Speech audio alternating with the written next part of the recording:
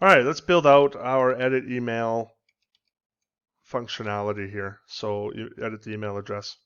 So basically, just to make this simple, I'm going to put a badge. I'll put a span with a class of badge and badge dash warning. And I'll create a little margin on the left of 3. And then in here, we'll say, all right, edit email. Or, we could say update in this case. To me, that sounds a little more user-friendly in terms of how that sounds. And I'm going to say click equals update email. So that'll be a method that we create. And we're also going to have to bring in an update email component. So first of all, let's create let's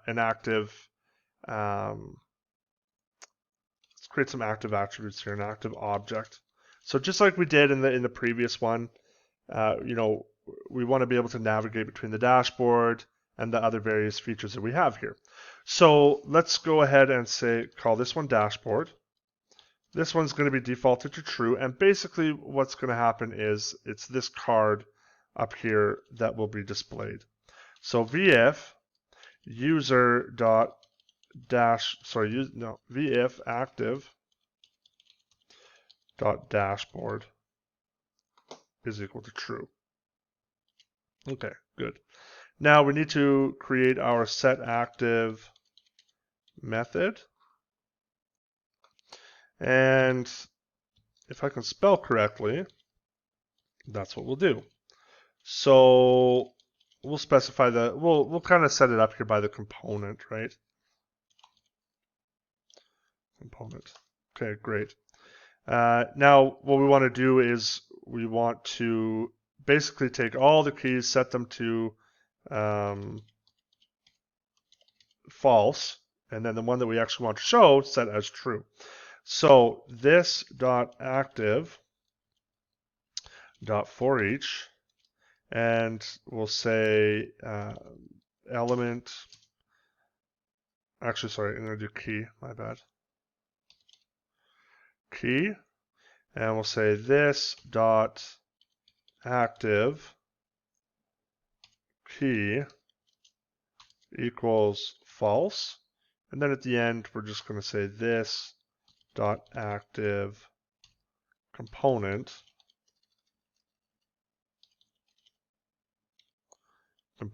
equals true.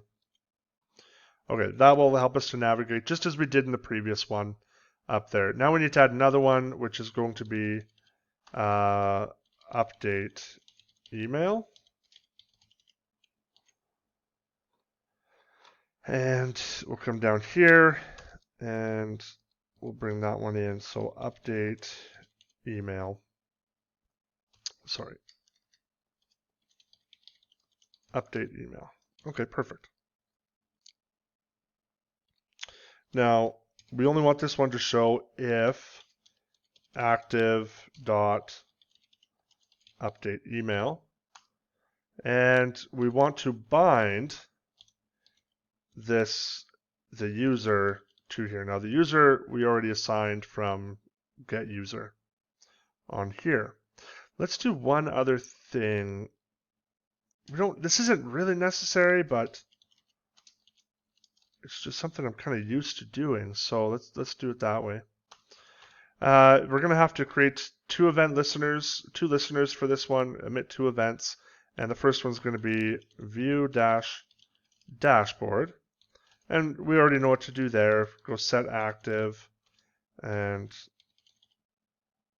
dashboard on that. And then we also need to be on updated dash email. And just like we created in the other ones, we'll do flash success and reload. We could build like a little mix-in for each component because we use this component quite a bit, but that's kind of out of the scope of this particular course. So flash success and reload. So we need to create this function as well. But before we do that, let's go ahead and, well, we'll say flash success here and reload.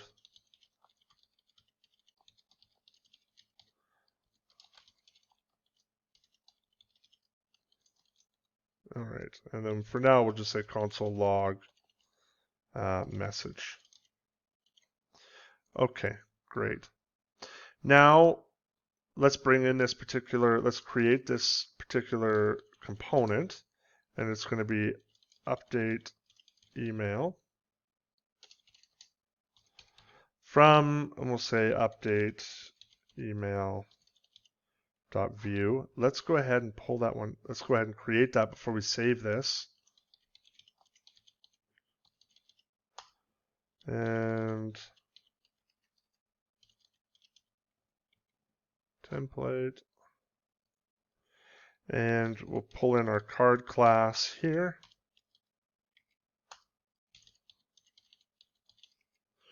Card body here. H3 will say update email. HR. And very quickly, I'm just going to add some form elements here. So form-group and then .row, those will be our classes here. Label with .column-3. And we'll say, let's under update email, let's do this. Let's go user.email so that they can actually visualize which one it is.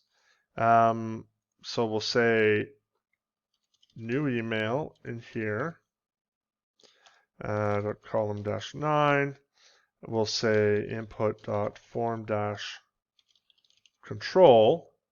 We're going to need to put type in here equal to email so that we can have some validation even beforehand. And our vModel, which is going to reference data dot, I'm going to say email. Yeah, data dot email in this case. Great. Okay, let's add form-group .row label .column-3, and I want to say enter password to confirm. Great. Okay, and we'll say .column-9 in there. Input type is going to be equal to password, and also vModel we're going to make equal to data.password in here. Okay, great. And we need to add a form control to that. So class is going to equal form-control. Okay, great. Data password. So password, data.password, class form-control. We're in good shape there. Let's button.btn.btn-primary, and we'll say update email in here, just like we've done in the previous forms that we built. So there's nothing new going on here. We'll say click and prevent. We want to do something before this form is submitted. Even though I haven't provided a form tag, I still go click.prevent. And we'll say update email will be what we call in there. Now we need to bring in a couple of things here.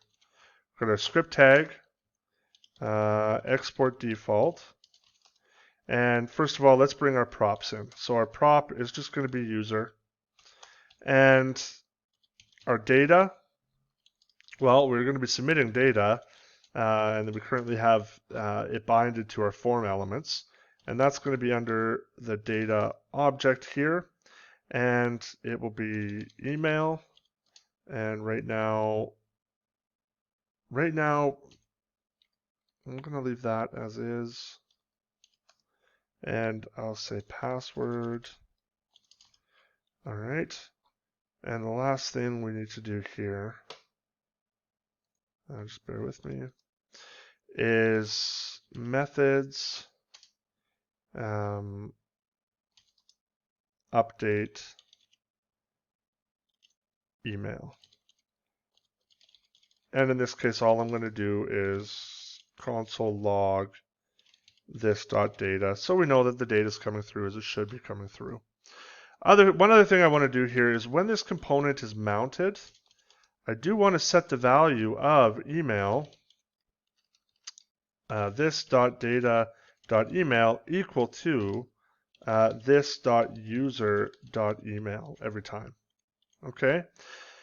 So it'll basically pre-fill out there what their current email is, and then they can go ahead and they can change that down the road. So let's go ahead, and one thing I want to do first here is create a button with btn.btn-outline-primary, and I want to make that a small button, so btn-small for the class in there.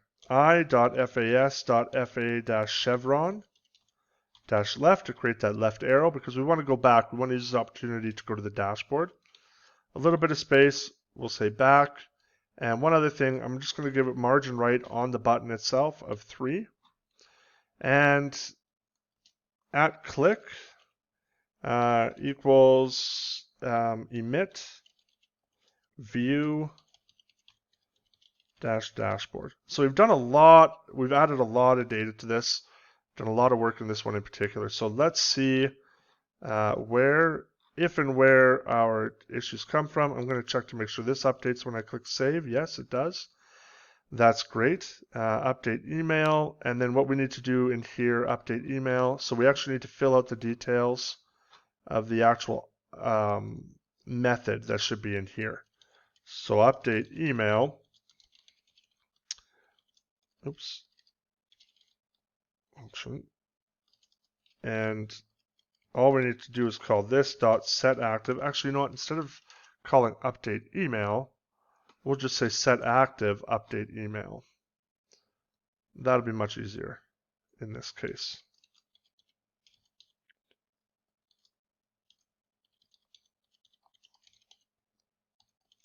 Okay. Let's go to our main page here. Let's see what happens when we start clicking stuff. Nothing happens there. Okay, let's see what errors were logged out. Update. Did you register the component? Probably not. I forget to do that often.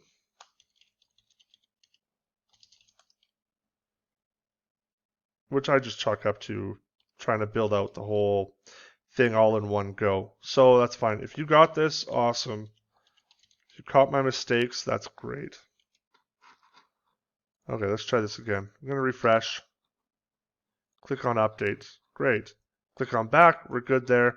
Last adjustment we're going to make before we actually start dealing with submitting that and creating the requests is I'm going to give this an inline style. I'm going to style the cursor to be a pointer. Great. So now you know that it should be done. Okay. Okay, this is good. In the next video, we'll look at the making the request to the endpoint, creating the endpoint, making the request, and then displaying our validation data.